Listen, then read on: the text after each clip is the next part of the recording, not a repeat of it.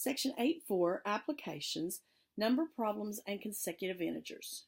In this video, our objectives are to solve problems involving translating number problems, to solve problems involving consecutive integers, and then we're going to look at just some variety of application problems. So let's look at our first number problem. We have a number is decreased by 36, and the result is 76 less than twice the number. So let's let x be our missing number.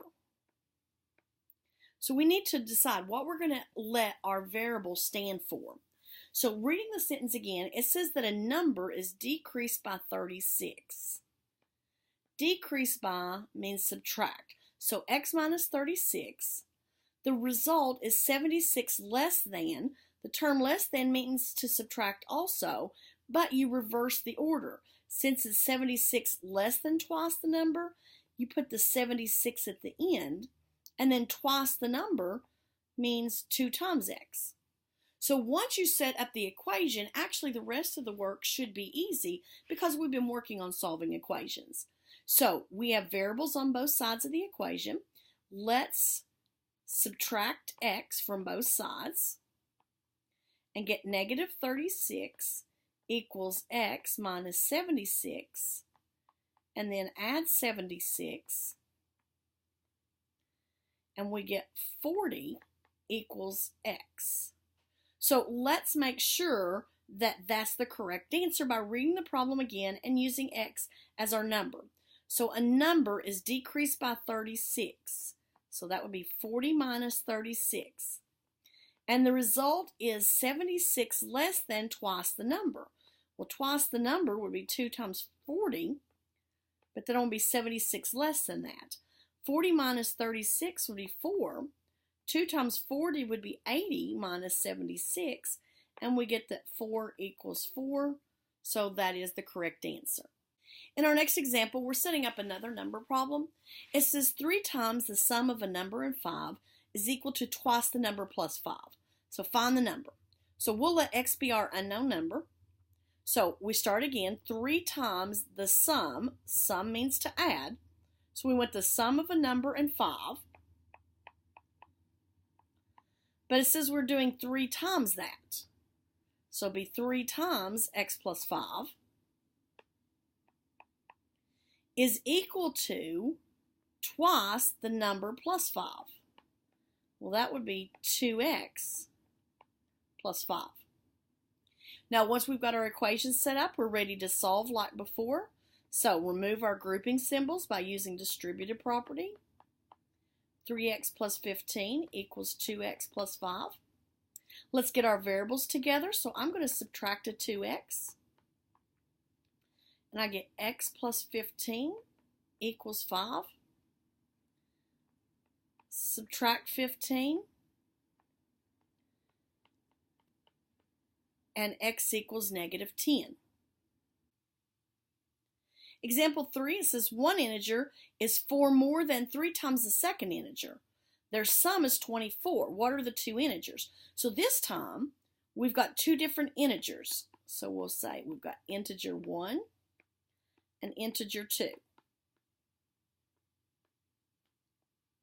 One of those we're going to assign to be the value of x. So which one do we know nothing about? It says one integer is 4 more than 3 times the second.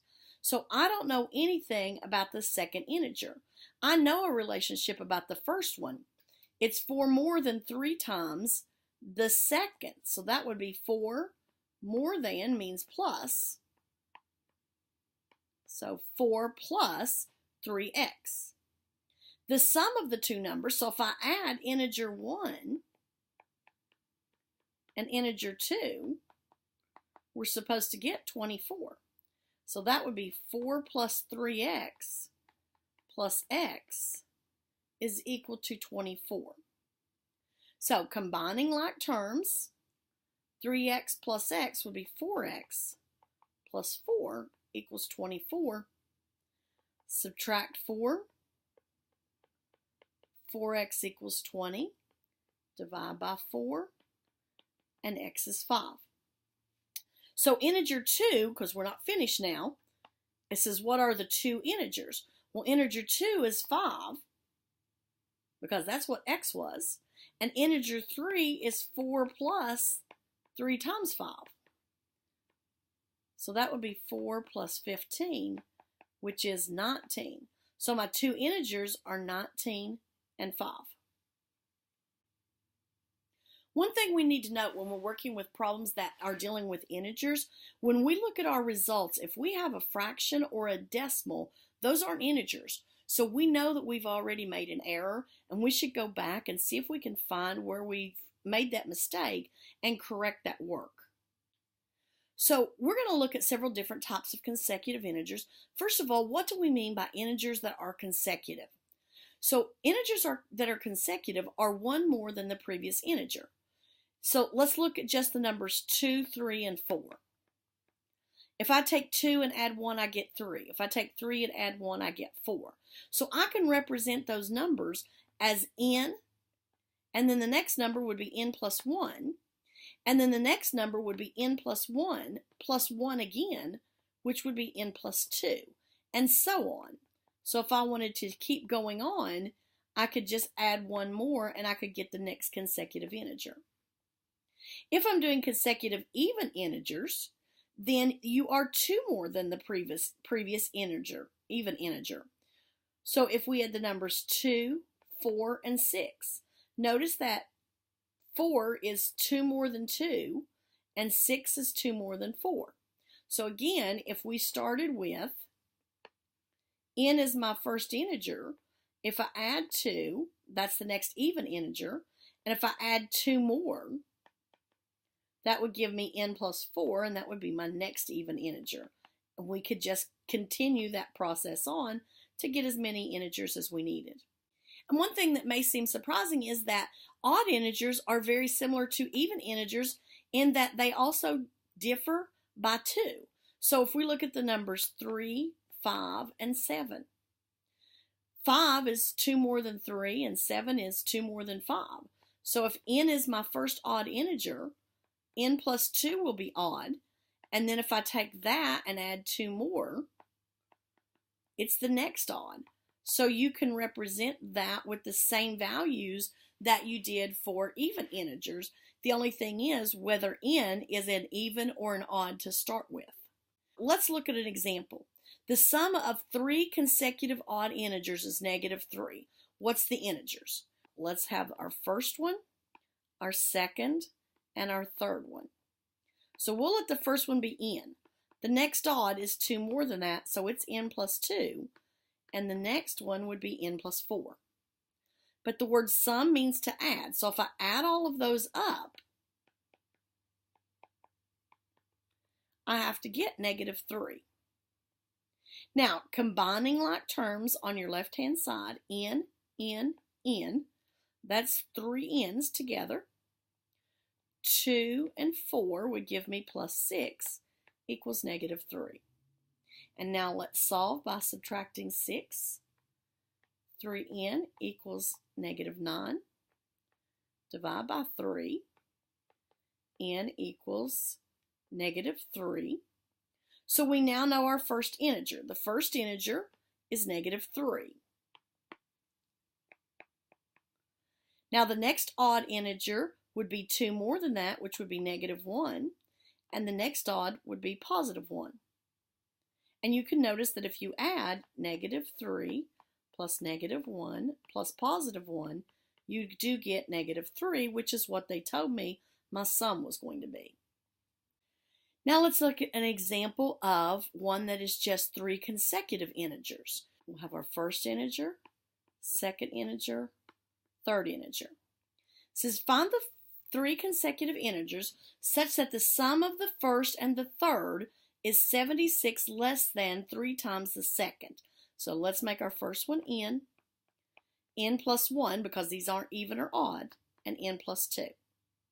So it says the sum of, so that means add, the first and the third, n plus 2, is 76 less than, remember we said that less than means subtract, but it's at the end, so it's -76, 3 times the second. So that would be 3 times n plus 1. Now to solve our equation, let's get rid of our bracket or our parentheses by distributive property. Now we'll combine like terms.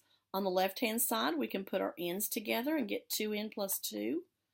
On the right-hand side, we can put the 73 or the 3 and the negative 76 together and get negative 73. And now let's get our terms together. We'll subtract 2n. 3n minus 2n would be n. And then we can add 73. And we get 75 equals n. So our 3 integers would be, the first one is 75. The next one would be one more than that, which is 76. And the next one is 77. Now let's just look at some general application problems. It says Joe wants to budget 2/5 of his monthly income for rent. He found an apartment he likes for $800 a month. What monthly income does he need to be able to afford this apartment? So what we're looking for is his monthly income. So we're going to let X be his monthly income.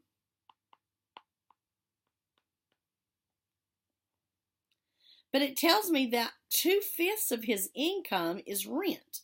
So 2/5 of X has to equal his rent. And his rent, we know, is $800. Now, we're going to solve that equation by multiplying both sides by 5/2. 2/5 times 5/2 would just give me 1x, or just x. Then 800 times 5/2 would give me 2,000. So he needs to have a monthly income of $2,000 if he wants his rent to be $800 and be 2/5 of his income. So let's look at one more example. We have a student who's bought a calculator and a textbook for a total of $200.80. The textbook was $20.50 more than the calculator. So we want to find the cost of each item. So my two items are a textbook and a calculator. Now, they give me some idea about the cost of the textbook. They tell me that it's $20.50 more than the calculator. So let's make the calculator X. Well, the textbook costs more than that by $20.50. If you combine those two, he's going to spend a total of $200.80. So now we need to solve that equation. Combine like terms.